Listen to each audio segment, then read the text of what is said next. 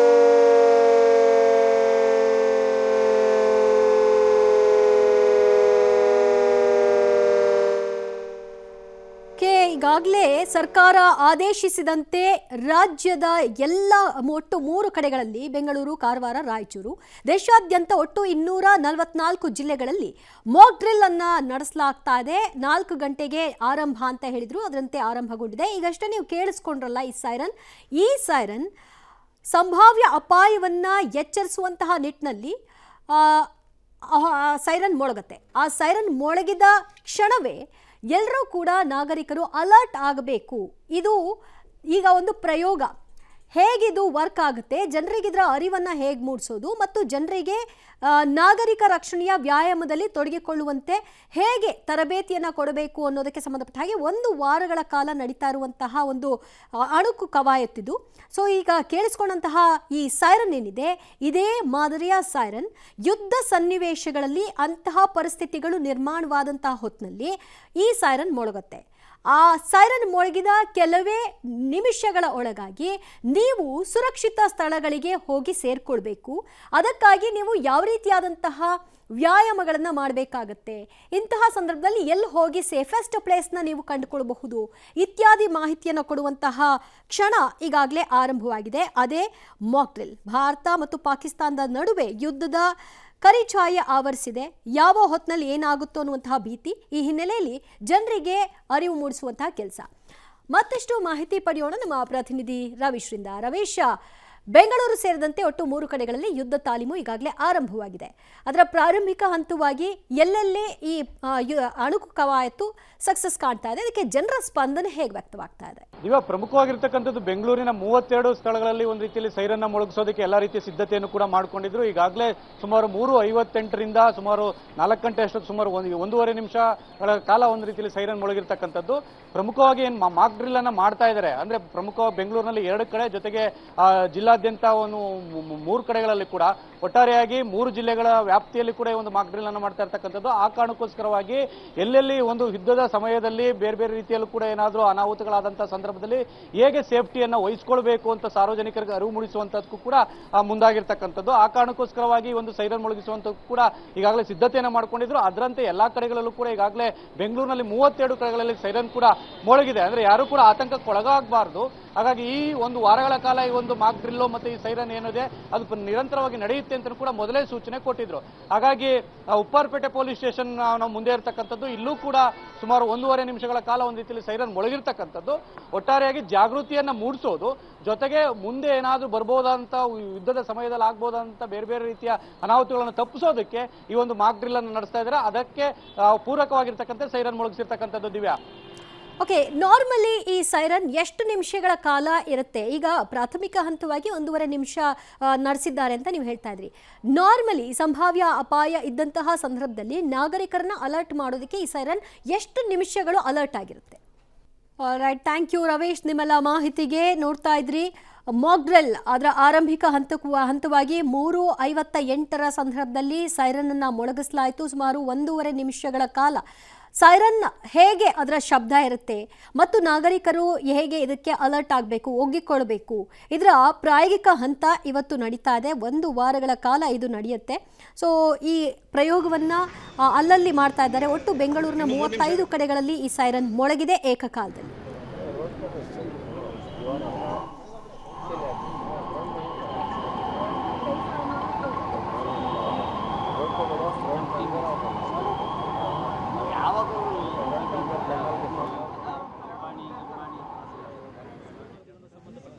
ಒಂದು ಅಣಕು ಪ್ರದರ್ಶನ ಕೂಡ ಆಗುತ್ತೆ. ಈಗ ಮೊದಲ ಹಂತವಾಗಿ ಐಸಿಕೆರೆ ಪಕ್ಕದಲ್ಲಿ ಎಲ್ಲ ರೀತಿಯ ಈಗ ಮೊದಲ ಹಂತ ಅದು ವೋಟಿಂಗ್ ಲಿಸ್ಟ್ ಈಗಾಗಲೇ ಶುರುವಾಗಿರೋದು. ಈಗಾಗಲೇ NDR ಮತ್ತು SDR. ಸೊ ಈಗ ಎಲ್ಲೆಲ್ಲಿ ಈ ಸೈರನ್ಗಳನ್ನು ಅಳವಡಿಕೆ ಮಾಡಲಾಗಿದೆಯೋ ಅಲ್ಲಿಂದ ಇದರ ಸದ್ದು ಕೇಳುತ್ತೆ. ಅದರ ಸುಮಾರು 3 ರಿಂದ 5 ಕಿಲೋಮೀಟರ್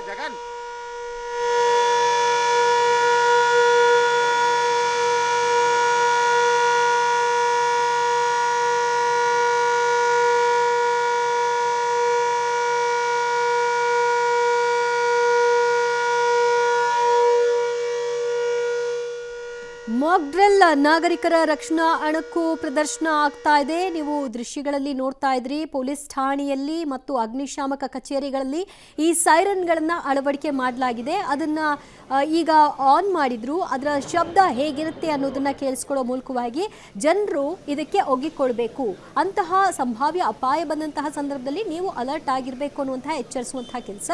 ಯಾರೂ ಕೂಡ ಗಾಬರಿಗೊಳ್ಳೋದು ಬೇಡ, ಸುಮ್ಮನೆ ಪ್ಯಾನಿಕ್ ಆಗಿ ಬೇರೆ ಬೇರೆ ರೀತಿಯ ವಿಷಯಗಳನ್ನು ಸ್ಪ್ರೆಡ್ ಮಾಡೋದು ಬೇಡ.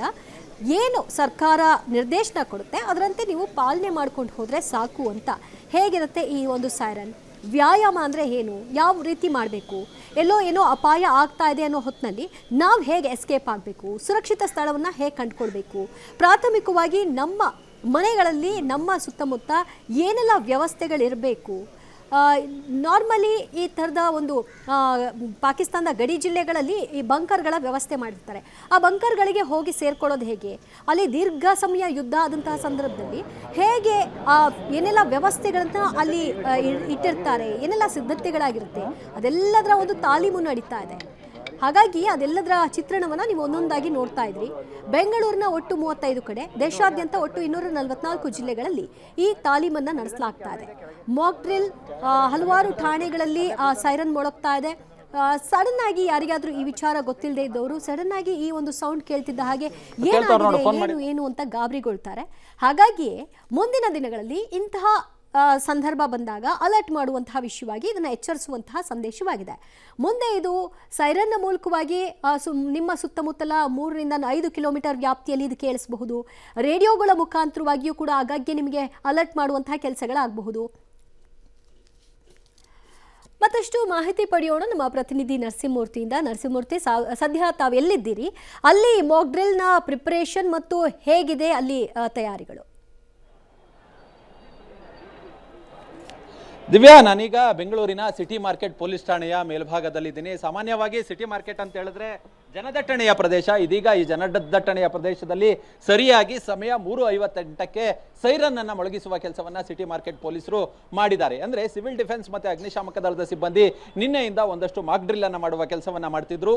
ಯುದ್ಧದಂತಹ ಸನ್ನಿವೇಶಗಳು ಎದುರಾದಂತಹ ಸಂದರ್ಭದಲ್ಲಿ ಜನರು ಯಾವ ರೀತಿ ಒಂದಷ್ಟು ಪ್ರಿಕಾಷನ್ಸ್ ಮೆಜರ್ಸ್ ಅನ್ನ ತೆಗೆದುಕೊಳ್ಬೇಕು, ಸಂಯಮವನ್ನ ಕಂಡುಕೊಳ್ಬೇಕು, ಯಾವೆಲ್ಲ ಒಂದಷ್ಟು ಕ್ರಮಗಳನ್ನು ಅನುಸರಿಸಬೇಕು ಅನ್ನೋ ನಿಟ್ಟಿನಲ್ಲಿ ಇದೀಗ ಸೈರನ್ ಅನ್ನ ಮೊಳಗಿಸುವ ಮುಖಾಂತರ, ಮಾಕ್ ಡ್ರಿಲ್ ಮುಖಾಂತರ ಜನರಿಗೆ ಒಂದು ಸಂದೇಶವನ್ನ ಕೊಡುವ ಕೆಲಸವನ್ನ ಮಾಡಿದ್ದಾರೆ. ಸಾಮಾನ್ಯವಾಗಿ ಮೊದಲ ಬಾರಿ ಈ ಸೈರನ್ ಆನ್ ಆದಂತಹ ಸಂದರ್ಭದಲ್ಲಿ ಜನರಿಗೂ ಒಂದಷ್ಟು ಸಹಜವಾಗಿ ಆತಂಕ, ಭಯ ಇರುತ್ತೆ. ಹೀಗಾಗಿ ಈ ಭಯಗಳು ಹೋಗಬೇಕು.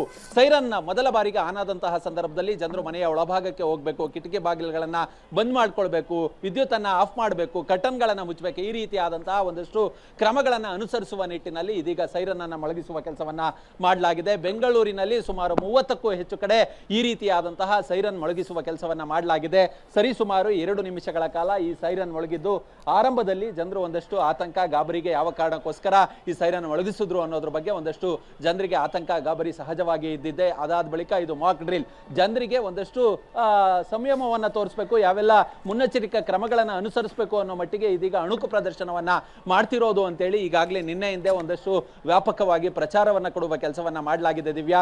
ಹೀಗಾಗಿಯೇ ಇವತ್ತು ಬೆಂಗಳೂರಿನಾದ್ಯಂತ ಸುಮಾರು 30ಕ್ಕೂ ಹೆಚ್ಚು ಕಡೆ ಇದೀಗ ಸೈರನ್ ಮೊಳಗಿಸುವ ಪ್ರಕ್ರಿಯೆಯನ್ನ ಪೊಲೀಸರು, ಅಗ್ನಿಶಾಮಕ ದಳದ ಸಿಬ್ಬಂದಿ, ಸಿವಿಲ್ ಡಿಫೆನ್ಸ್ ನವರು ಮಾಡಿರುವಂತಹದ್ದು ದಿವ್ಯಾ. ಓಕೆ, ಈಗ ಬ್ಲ್ಯಾಕ್ಔಟ್ ಮಾಡೋದು ಹೇಗೆ ಮತ್ತು ಇತ್ಯಾದಿ ಇದೆಲ್ಲದರ ಬಗ್ಗೆ ನಿರಂತರವಾಗಿ ತೋರಿಸ್ತಾ ಹೋಗ್ತಾರೆ. ಥ್ಯಾಂಕ್ ಯು ನರಸಿಂಹಮೂರ್ತಿ ನಿಮ್ಮೆಲ್ಲ ಮಾಹಿತಿಗೆ.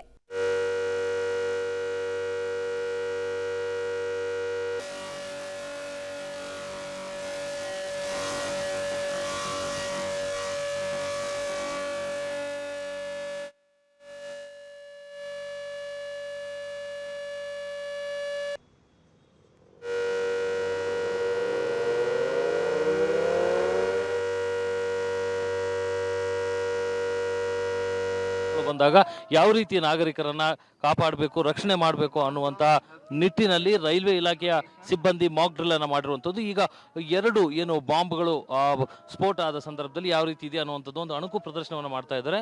ಇಲ್ಲ ಸಿಬ್ಬಂದಿಗಳೆಲ್ಲ ಈಗ ನೆಲದ ಮೇಲೆ ಮಲಗುವ ಮೂಲಕ ಅವರು ತಮ್ಮ ರಕ್ಷಣೆಯನ್ನು ಮಾಡಿಕೊಳ್ಬೇಕು ಅನ್ನುವಂಥ ಸೂಚನೆಯನ್ನು ಇಲ್ಲಿ ಕೊಟ್ಟಿರುವಂಥದ್ದು ನಮಗೆ ಕಾಣ್ತಾ ಇದೆ. ಈಗ ಒಬ್ಬ ಸಿಬ್ಬಂದಿ ಈಗ ಒಂದು ಬಾಂಬ್ ಸ್ಫೋಟ ಆದಾಗ ಯಾವ ರೀತಿ ಆಗಬಹುದು ಮತ್ತು ಹೇಗೆ ರಕ್ಷಣೆ ಮಾಡ್ಬೋದು ಅನ್ನುವಂಥದ್ದನ್ನು ರೈಲ್ವೆ ಡಿಫೆನ್ಸ್ ಟೀಮ್ನ ತಂಡ ಈಗ ಈ ಒಂದು ಅಣುಕು ಪ್ರದರ್ಶನವನ್ನು ಮಾಡ್ತಾ ಇರುವಂಥದ್ದು. ನಿಜಕ್ಕೂ ಕೂಡ ಒಂದು ವೇಳೆ ಯುದ್ಧದ ಸಂದರ್ಭ ಎದುರಾದ ಸಂದರ್ಭದಲ್ಲಿ ಆ ರೈಲ್ವೆ ನಿಲ್ದಾಣದಲ್ಲಿ ಆದರೆ ಯಾವ ರೀತಿ ಡಿಫೆನ್ಸ್ ಮಾಡಬೇಕು ಅನ್ನುವಂಥದ್ದು, ಅಂದರೆ ಕೂಡಲೇ ಜನ ಈ ರೀತಿ ನೆಲದ ಮೇಲೆ ಮಲಗಬೇಕು. ನಂತರದಲ್ಲಿ ಡಿಫೆನ್ಸ್ ತಂಡ ಇದನ್ನ ಒಂದು ಮಾಕ್ ಡ್ರಿಲ್ ಮೂಲಕ ರಕ್ಷಣೆಯ ಕಾರ್ಯಾಚರಣೆ ಮಾಡುತ್ತೆ.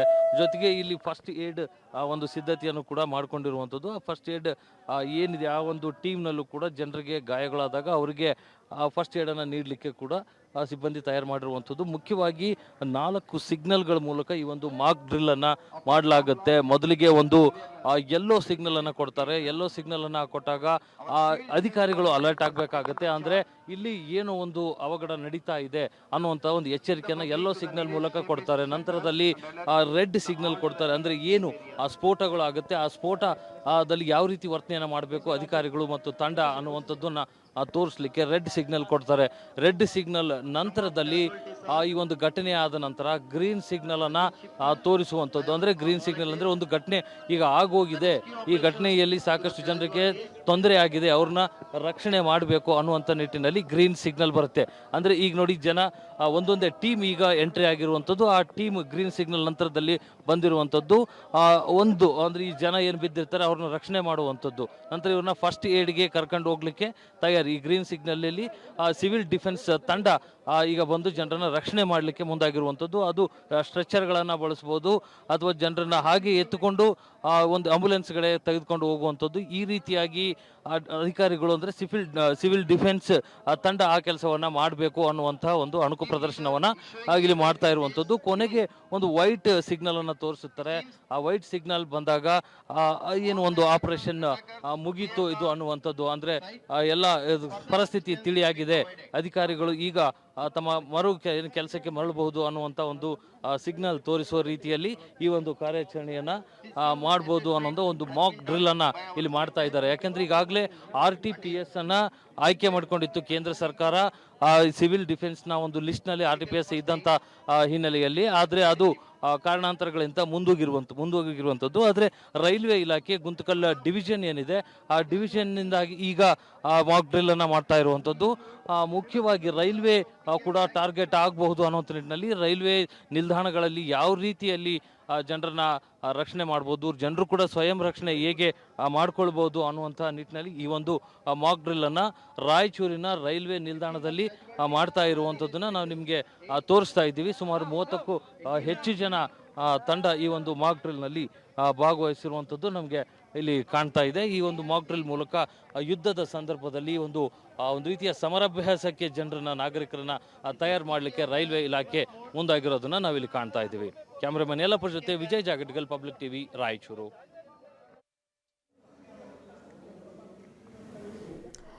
ಓಕೆ, ಮಾಕ್ ಡ್ರಿಲ್ ಹೇಗಿರುತ್ತೆ, ಯಾವ ರೀತಿಯಾಗಿ ರಕ್ಷಣಾ ಸಿಬ್ಬಂದಿಗಳು ಕಾರ್ಯನಿರ್ವಹಿಸ್ತಾರೆ ಅನ್ನೋದರ ಬಗ್ಗೆ ಸಂಪೂರ್ಣ ವಿವರವನ್ನು ರಾಯಚೂರಿನಿಂದ ನಮ್ಮ ಪ್ರತಿನಿಧಿ ವಿಜಯ್ ಕೊಡ್ತಾ ಇದ್ರು.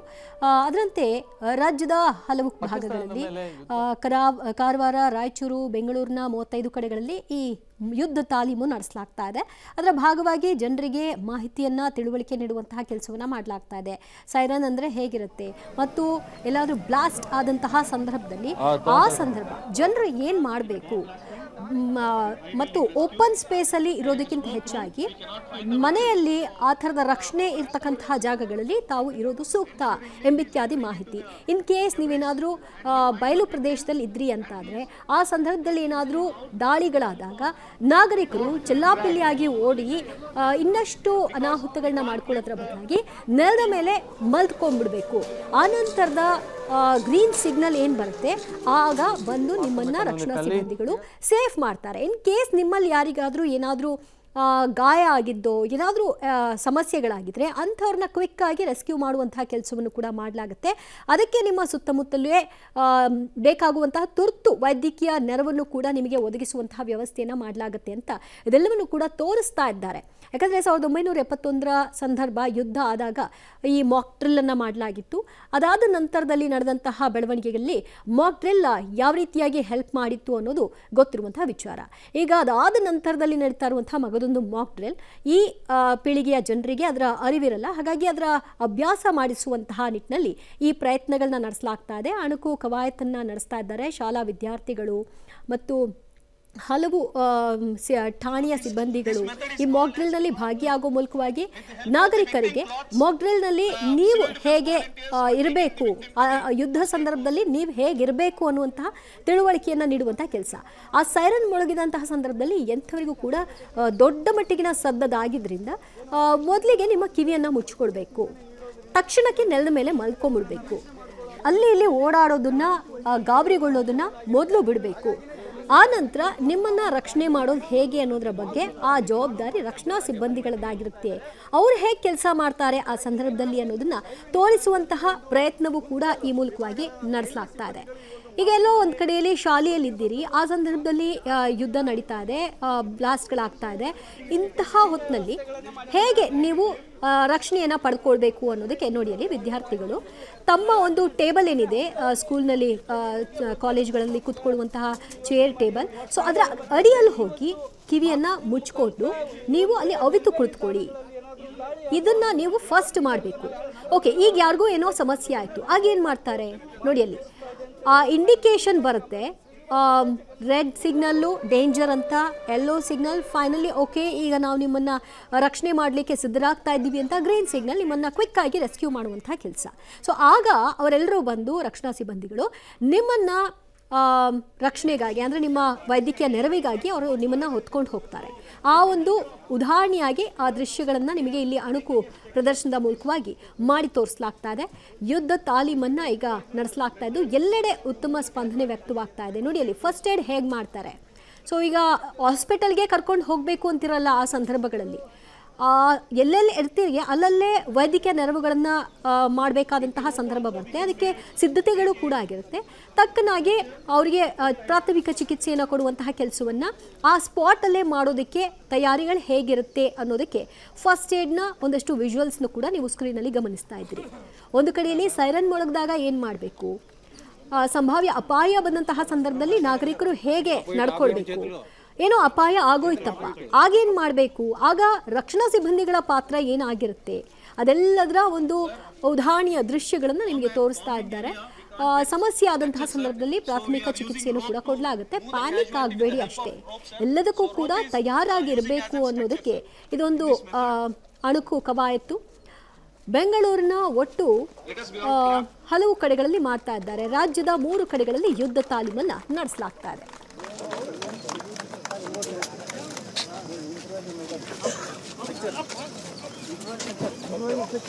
Still, we have more casualties.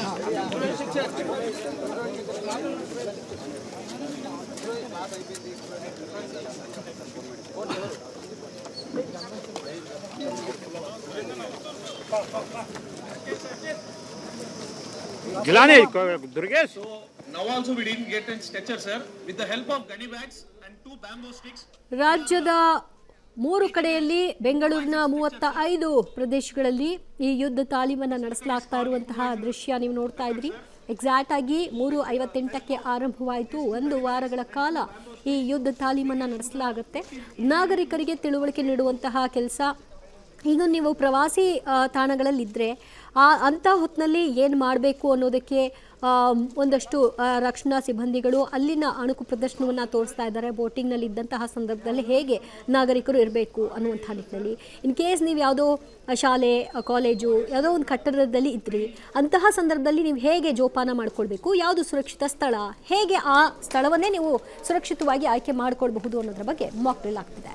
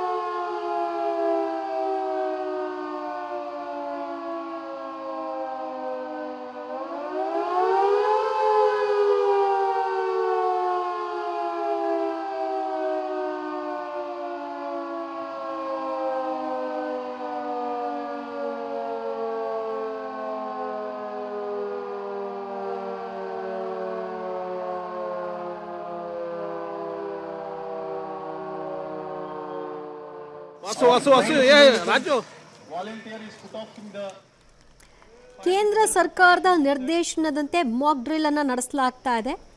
ಈಗ 2ನೇ ಸೈರನ್ ಮೊಳಗಿದಂತಹ ಧ್ವನಿಯನ್ನ ನೀವು ಕೇಳಿಸ್ಕೊಂಡ್ರಿ, ಸದ್ದನ್ನ ಕೇಳಿಸ್ಕೊಂಡ್ರಿ. A for aim, yes for squeeze, another S for sweep. The easy method to remember, sir. ಈಗ ಅಲ್ಲಿ ಬೆಂಕಿ ಕಾಣಿಸ್ಕೊಳ್ತು ಅಥವಾ ಒಂದು ಬ್ಲಾಸ್ಟ್ ಆಯಿತು, ಆ ಹೊತ್ತಿನಲ್ಲಿ ಹೇಗೆ ರೆಸ್ಕ್ಯೂ ಮಾಡಲಾಗುತ್ತೆ ಮತ್ತು ನಾಗರಿಕರು ಈ ಸಂದರ್ಭದಲ್ಲಿ ಯಾವ ರೀತಿಯಾಗಿ ಸ್ಪಂದನೆಯನ್ನು ಕೊಡಬೇಕು, ಪ್ಯಾನಿಕ್ ಆಗೋದ್ರ ಹೊರತಾಗಿ ಏನು ಜವಾಬ್ದಾರಿ ಅವರದ್ದು ಕೂಡ ಇರುತ್ತೆ ಅಂತ. ಈಗ ಸೇನೆಯ ಜವಾಬ್ದಾರಿ, ರಕ್ಷಣಾ ಸಿಬ್ಬಂದಿಗಳ ಜವಾಬ್ದಾರಿ ಮಾತ್ರ ಅಲ್ಲ, ನಾಗರಿಕರ ಜವಾಬ್ದಾರಿಯೂ ಕೂಡ ಪ್ರಮುಖವಾಗಿರುತ್ತೆ ಇಂತಹ ಹೊತ್ತಿನಲ್ಲಿ. ಆಗ ಅವರು ಯಾವ ರೀತಿಯಾಗಿ ರಿಯಾಕ್ಟ್ ಮಾಡಬೇಕು, ಹೇಗೆ ನಡೆದುಕೊಳ್ಬೇಕು ಅನ್ನೋದಕ್ಕೆ ಸಂಬಂಧಪಟ್ಟ ಹಾಗೆ ನಡೀತಾ ಇರುವಂತಹ ಮಾಕ್ ಡ್ರಿಲ್. ಈಗ ಅಲ್ಲಿ ಎಲ್ಲೋ ಒಂದು ಕಡೆಯಲ್ಲಿ ಬೆಂಕಿ ಹತ್ಕೊಂಡ್ಬಿಡ್ತು.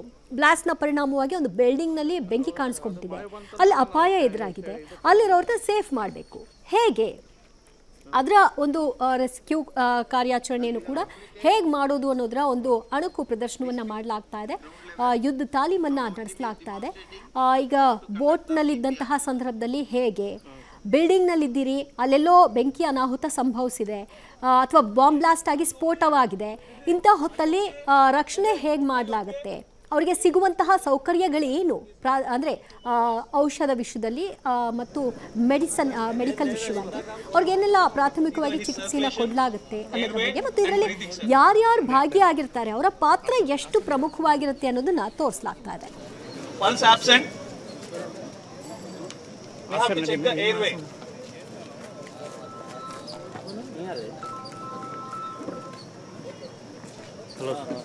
Checking airway, we can use the LLF.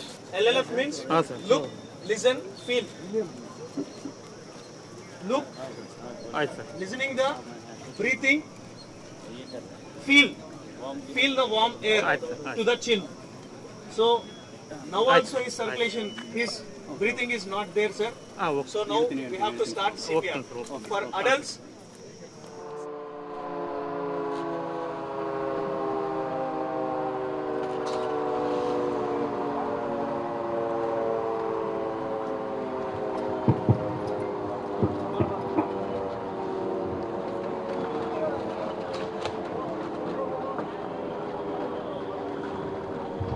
ಹಾನಿಗೊಳಗಾದ ಬಹುಮಾಡಿ ಕಟ್ಟಡದಿಂದ ರಕ್ಷಣಾ ಕಾರ್ಯಾಚರಣೆಯಲ್ಲಿ ತೊಡಗಿರುವ ರಕ್ಷಣಾ ತಂಡ.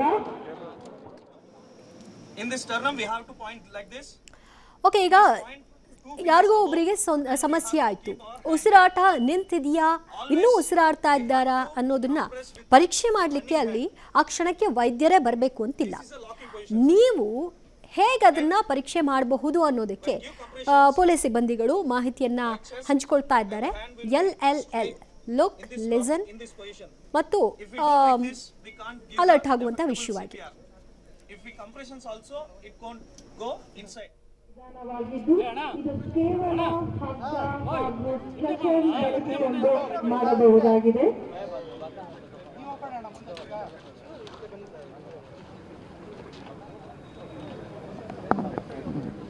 ಎರಡನೇ ಮಹಡಿಯಿಂದ ಗಾಯಾಳುವನ್ನು ರಕ್ಷಿಸುವಲ್ಲಿ ನಿರತರಾಗಿರುವ ರಕ್ಷಣಾ ತಂಡ.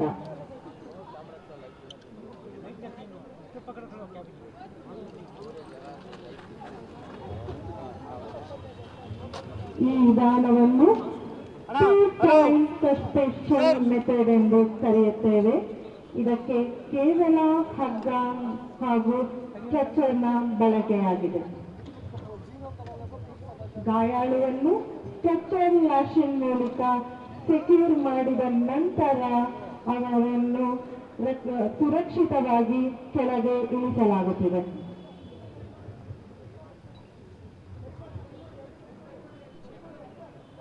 ಗಾಯಾಳು ಸುರಕ್ಷಿತವಾಗಿ ಕೆಳಗೆ ಬಂದಿರುತ್ತಾರೆ.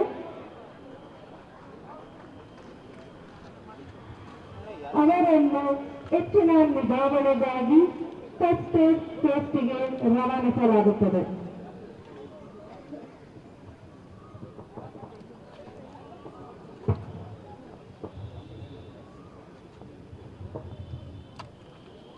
MS ರಾಮಯ್ಯ ಹಾಸ್ಪಿಟಲ್ ವೈದ್ಯರ ತಂಡದಿಂದ ಫಸ್ಟ್ ಏಡ್ ಪೋಸ್ಟ್ಗೆ ರವಾನಿಸಿರುವ ಗಾಯಾಳುಗಳ ಟ್ರಯೇಜ್ ನಡೆಯುತ್ತದೆ.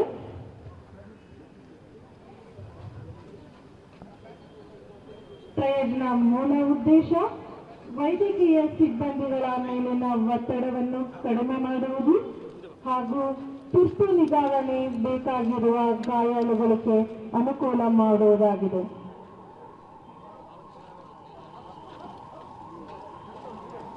ರಕ್ಷಿಸಲು